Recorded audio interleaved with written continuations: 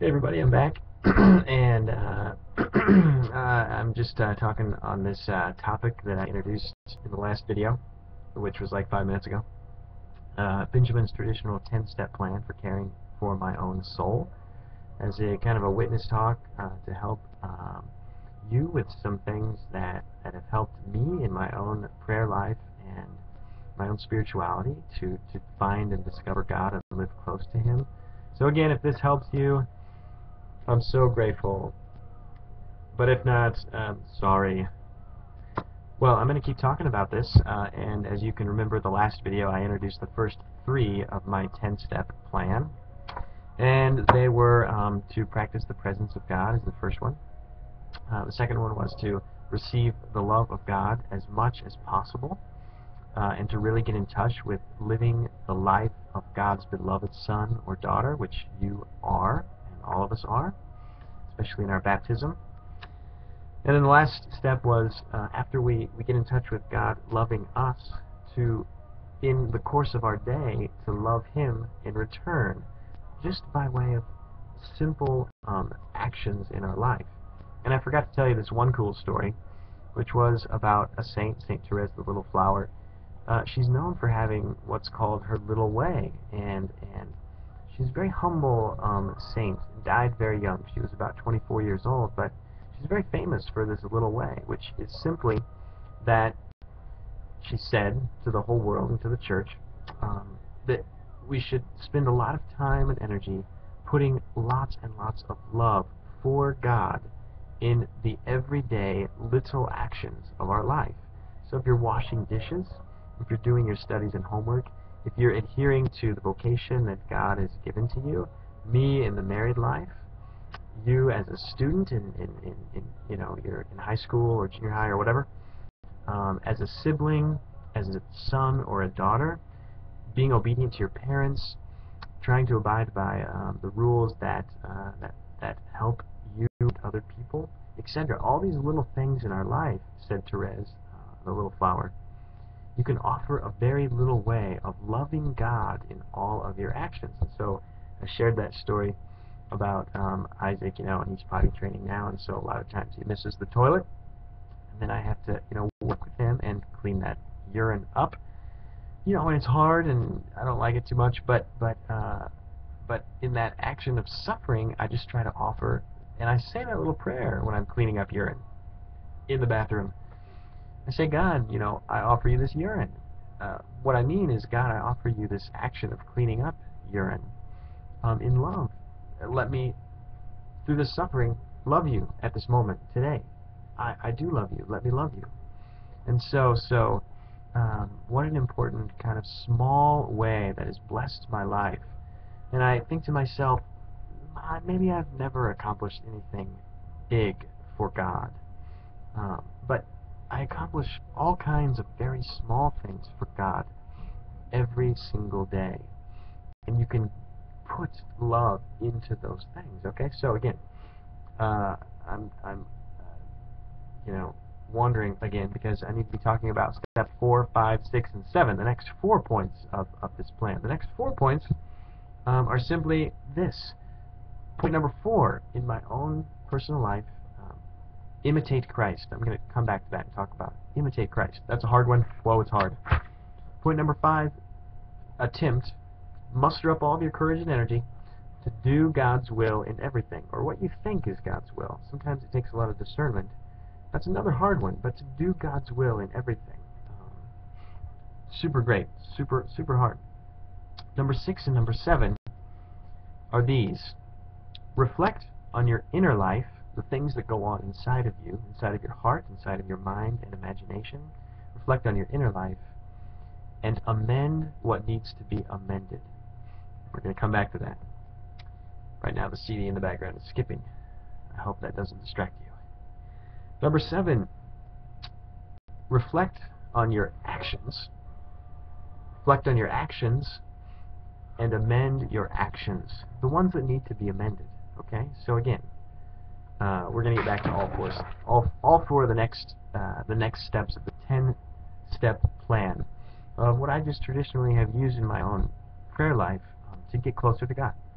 So, imitate Christ. Okay, well, that's a general statement for a humongous task, right? That will go on for the rest of your life. I'm not going to answer that. They'll leave a message. Anyway, here's a great book. It's called The Imitation of Christ. I highly recommend this to all of you. It's by some guy. His name is Thomas A. Kempis. He lived about 500 years ago. And it's challenged my life, and it's been a great blessing. It's an amazing book, actually. You can open this book up to any place, and you'll be overwhelmed and challenged. Here's one right here. On the wonderful effect of the love of God. This author is saying right now, you know how weak in love and imperfect in virtue that I am, my God, and how much I stand in need of your strength and your comfort. Please, Lord, visit me often, and instruct me in your holy teachings. I bless you and glorify you always, together with your Son and Holy Spirit. O Lord, my God, most faithful lover, when you come into my heart, my whole being is filled with joy. You are my glory and the joy of my heart, my hope and refuge in all times of tribulation. Okay, so just a little ditty there from The Imitation of Christ. In order to imitate Christ, we have to learn tons of stuff about the life of Christ, right? And then we have to attempt and struggle and will and try very hard to do that stuff. Now, if you're like me, you've probably never worked a miracle, cured a sick person, or risen any of your friends from the dead. So, you know, these are great gifts from the Son of God, of course, fully human and also fully divine, but some of his human and godly virtues, the ones that he teaches us about constantly, like those in the Sermon on the Mount, for example, we can practice all of those, and that's just something that's been a plan, a project for my life. Strive, strive, strive, and make up your mind to imitate Christ. Next step, do God's will in everything. That's not easy, but there's a difference between thinking to yourself, well, you know, whatever happens today, like, I'm just going to do my, you know, pay attention to my own desires and fulfill them, and man, if I want some ice cream or, you know, just whatever to hang out on, you know, Facebook for a while, or if I want to just play video games for the next hour, whatever. You know, that's fun, that's cool, those are amoral activities, you know. Really, though, what is God asking of you? What is he asking of you in all of those moments? And how can you do his will at every second of your day? What is he asking you to do in these little situations of your life? And so again, that's something that I just try to practice. I try to think of it often, consciously, and it's a great challenge, and sometimes we fail, and thanks be to God for the sacrament of reconciliation, because we can start that project again and again and again. But there's a difference in just mediocre living, you know, day to day. Oh, my desires, you know, I have these desires, I'll act on them, whatever, I get to the end of my day, I did some fun stuff, oh. Well, don't do that. Ask God, what are you asking me today? Do you want me to spend the next hour of my life on video games, or is there somebody that I need to encourage right now? Do I need to write them a letter, call them, bless their life? What do you want me to do, God? Don't live frivolous moments, but really ask that question. What do you want me to do, God? So that's what I try to do. Again, my own personal spirituality. I hope that helps you guys. Number 6 and number 7. These are huge. These are huge. Reflect on your inner life, and if there's anything there that needs to be changed, change it.